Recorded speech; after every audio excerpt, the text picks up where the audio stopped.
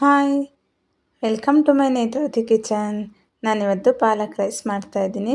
ತುಂಬ ಈಸಿಯಾಗಿ ರುಚಿಕರವಾಗಿ ಹೇಗೆ ಮಾಡೋದು ಅಂತ ತೋರಿಸ್ತಾ ಇದ್ದೀನಿ. ಬನ್ನಿ ಈ ರೆಸಿಪಿ ಮಾಡೋದಕ್ಕೆ ಏನೆಲ್ಲ ಇಂಗ್ರೀಡಿಯೆಂಟ್ಸ್ ಬೇಕಂತ ನೋಡೋಣ.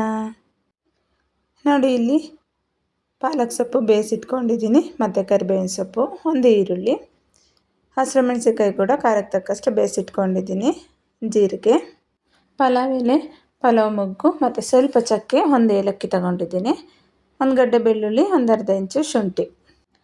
ಈ ಕಡೆ ಅಡುಗೆ ಎಣ್ಣೆ, ಅಡುಗೆ ಅರಿಶಿನ ಪೌಡ್ರು ಮತ್ತು ರುಚಿಗೆ ತಕ್ಕಷ್ಟು ಉಪ್ಪು.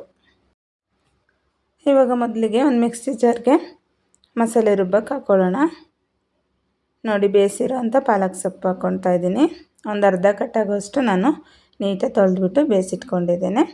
ಅರ್ಧ ಕಟ್ ಪಾಲಕ್ ಸೊಪ್ಪು ತೊಗೊಂಡು ಬಿಸಿನೀರಲ್ಲಿ ಒಂದೆರಡು ನಿಮಿಷ ಬೇಯಿಸಿದ್ರೆ ಸಾಕು. ಮತ್ತು ಖಾರಕ್ಕೆ ತಕ್ಕಷ್ಟು ಹಸಿರು ಮೆಣಸಿನ್ಕಾಯಿನೂ ಕೂಡ ಬೇಯಿಸಾಕ್ಕೊಳ್ತಾ ಇದ್ದೀನಿ, ಮತ್ತು ಶುಂಠಿ, ಬೆಳ್ಳುಳ್ಳಿ. ಪಾಲಕ್ ಸೊಪ್ಪನ್ನು ಈ ರೀತಿ ನಾವು ಬೇಯಿಸಿ ಹಾಕ್ಕೊಳ್ಳೋದ್ರಿಂದ ತುಂಬಾ ಚೆನ್ನಾಗಿರುತ್ತೆ. ಹಾಗೆಯೇ ಹಸಿದು ಹಾಕ್ಕೊಂಡ್ರೆ ಹಸಿ ಸ್ಮೆಲ್ ಇರುತ್ತೆ. ಸೊ ಹಾಗಾಗಿ ಇದನ್ನೆಲ್ಲ ಹಾಕ್ಕೊಂಡು ಸ್ವಲ್ಪ ನೀರು ಸೇರಿಸ್ಕೊಂಡು ಇದನ್ನು ರುಬ್ಬಿ ರೆಡಿ ಮಾಡ್ಕೊಳ್ಳೋಣ. ನುಣ್ಣಗೆ ರುಬ್ಕೊಳ್ಬೇಕು.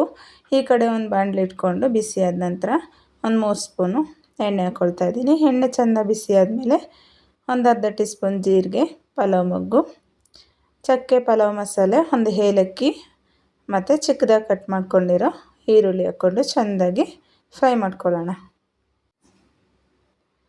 ಈರುಳ್ಳಿ ಕಲರ್ ಚೇಂಜ್ ಆಗೋವರೆಗೂ ನಾವು ಚೆನ್ನಾಗಿ ಫ್ರೈ ಮಾಡ್ಕೊಳ್ಬೇಕು. ಇವಾಗ ಕರಿಬೇವಿನ ಸೊಪ್ಪು ಹಾಕ್ಕೊಂಡು ಇದನ್ನು ಕೂಡ ಇದ್ರ ಜೊತೆಗೆ ಫ್ರೈ ಮಾಡ್ಕೊಳ್ತಾ ಇದ್ದೀನಿ. ಒಂದು 1/4 ಟೀ ಸ್ಪೂನು ಅಡುಗೆ ಅರಿಶಿನ ಪೌಡ್ರ್ ಹಾಕ್ಕೊಂಡು ಚೆನ್ನಾಗಿ ಮಿಕ್ಸ್ ಮಾಡ್ಕೊಳ್ಳೋಣ. ನೋಡಿ, ಇವಾಗ ರುಚಿಗೆ ತಕ್ಕಷ್ಟು ಉಪ್ಪು, ಯಾಕಂದರೆ ರೈಸಿಗೆ ಮೊದಲೇ ಉಪ್ಪು ಹಾಕ್ಕೊಂಡಿರ್ತೀವಿ, ಹಾಗಾಗಿ ಎಷ್ಟು ಬೇಕಷ್ಟು ನೋಡಿ ಹಾಕ್ಕೊಳ್ಬೇಕು. ಇವಾಗ ನಾವು ರುಬ್ಬಿರೋ ಅಂಥ ಮಸಾಲೆನ ಸೇರಿಸ್ಕೊಂಡು ಅದೇ ಜಾರಿಗೆ ಒಂದು ಸ್ವಲ್ಪ ನೀರು ಹಾಕ್ಕೊಳ್ತಾ ಇದ್ದೀನಿ. ಇವಾಗ ಇದನ್ನು ಚೆನ್ನಾಗಿ ಈ ರೀತಿ ಫ್ರೈ ಮಾಡ್ಕೊಳ್ಳೋಣ ಮಸಾಲೆನ. ಪಾಲಕ್ ಸೊಪ್ಪು ನಾನು ಒಂದು ಅರ್ಧ ಕಟ್ಟಾಗೋಷ್ಟು ಬೇಯಿಸಿಟ್ಕೊಂಡಿದ್ದೀನಿ. ಬೇಯಿಸಿ ಹಾಕೋದ್ರಿಂದ ತುಂಬಾ ಚೆನ್ನಾಗಿ ಬರುತ್ತೆ ಟೇಸ್ಟು. ನೀವು ಬೇಕಾದರೆ ಜಾಸ್ತಿ ಬೇಕಂದರೆ ಒಂದು ಕಟ್ ಸೊಪ್ಪು ಹಾಕ್ಕೊಳ್ಬೋದು.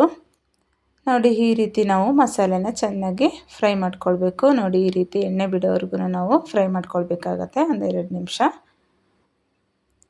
ಇದನ್ನು ಇವಾಗ ಒಂದು ಕ್ಯಾಪ್ ಕ್ಲೋಸ್ ಮಾಡಿಬಿಟ್ಟು 1 ನಿಮಿಷ ಬಿಟ್ಟರೆ ಚೆಂದ ಫ್ರೈ ಆಗುತ್ತೆ ಮಸಾಲೆ. ನೋಡಿ, ಇವಾಗ 1 ನಿಮಿಷ ಬಿಟ್ಟು ಇವಾಗ ಕ್ಯಾಪನ್ನು ಓಪನ್ ಮಾಡ್ತಾಯಿದ್ದೀನಿ. ನೋಡ್ತಾ ಇದ್ದೀರಲ್ವ ಎಷ್ಟು ಚೆನ್ನಾಗಿ ಎಣ್ಣೆ ಬಿಟ್ಕೊಂಡು ಫ್ರೈ ಆಗಿದೆ ಅಂತ. ಈ ರೀತಿ ಫ್ರೈ ಆದಮೇಲೆ ಇವಾಗ ಇದಕ್ಕೆ ನಾವು ರೈಸ್ನ ನೋಡಿ ಹುಡಿಯಾಗಿರಬೇಕು ರೈಸು, ಆವಾಗ ತುಂಬ ಚೆನ್ನಾಗಿರುತ್ತೆ. ಇವಾಗ ರೈಸನ್ನು ಇದಕ್ಕೆ ಸೇರಿಸ್ಕೊಳ್ತಾ ಇದ್ದೀನಿ. ಇವಾಗ ಮಸಾಲೆ ಜೊತೆ ಚೆನ್ನಾಗಿ ಹೊಂದ್ಕೊಳ್ಳೋ ರೀತಿ ನಾವು ಅನ್ನನ ಚೆನ್ನಾಗಿ ಮಿಕ್ಸ್ ಮಾಡ್ಕೊಳ್ಬೇಕಾಗತ್ತೆ. ಮತ್ತು ಈ ಪಾಲಕ್ ರೈಸ್ ಎಷ್ಟು ಈಸಿಯಾಗಿ ಮಾಡ್ಬೋದು ನೋಡಿದ್ರಲ್ವ. ತುಂಬಾ ಟೇಸ್ಟಿಯಾಗಿರುತ್ತೆ ಮತ್ತು ನಮ್ಮ ಆರೋಗ್ಯ ಕೂಡ ತುಂಬಾ ಒಳ್ಳೆಯದು. ಮತ್ತು ಬಾಣಂತಿಯರಿಗೂ ಕೂಡ ತುಂಬ ಒಳ್ಳೆಯದು ಇದು ಪಾಲಕ್ ಸೊಪ್ಪು. ಬಾಣಂತಿಯರಿಗೆ ಒಂದು 3 ತಿಂಗಳ ಮೇಲೆ ಪಾಲಕ್ ಸೊಪ್ಪು ಕೊಡ್ಬೋದು, ಆರೋಗ್ಯ ಕೂಡ ತುಂಬ ಒಳ್ಳೆಯದು. ನೋಡ್ತಾ ಇದ್ದೀರಲ್ವ ಎಷ್ಟು ಈಸಿಯಾಗಿ ಪಾಲಕ್ ರೈಸ್ನ ನಾನು ರೆಡಿ ಮಾಡಿದೆ ಅಂತ. ಈ ಟೇಸ್ಟಿ ಈಸಿ ರೆಸಿಪಿ ನಿಮಗೆಲ್ಲ ಇಷ್ಟ ಆಗಿದರೆ ಪ್ಲೀಸ್ ನನ್ನ ಚಾನಲ್ನ ಸಬ್ಸ್ಕ್ರೈಬ್ ಮಾಡಿಕೊಂಡು ಕಾಮೆಂಟ್, ಶೇರ್, ಲೈಕ್ ಮಾಡಿ ಹೀಗೆ ಸಪೋರ್ಟ್ ಮಾಡಿ ಅಂತ ಹೇಳ್ತಾ ಇದ್ದೀನಿ. ನೆಕ್ಸ್ಟ್ ಇದೇ ಥರ ಈಸಿ ರೆಸಿಪಿಯೊಂದಿಗೆ ಮತ್ತೆ ನಾನು ನಿಮಗೆ ಸಿಗ್ತೇನೆ. Thank you for watching. ನಿಮ್ಮೆಲ್ಲರ ಸಹಕಾರ ನನ್ನೊಂದಿಗೆ ಕೊನೆಯವರೆಗೂ ಇರಲಿ. Bye bye, take care.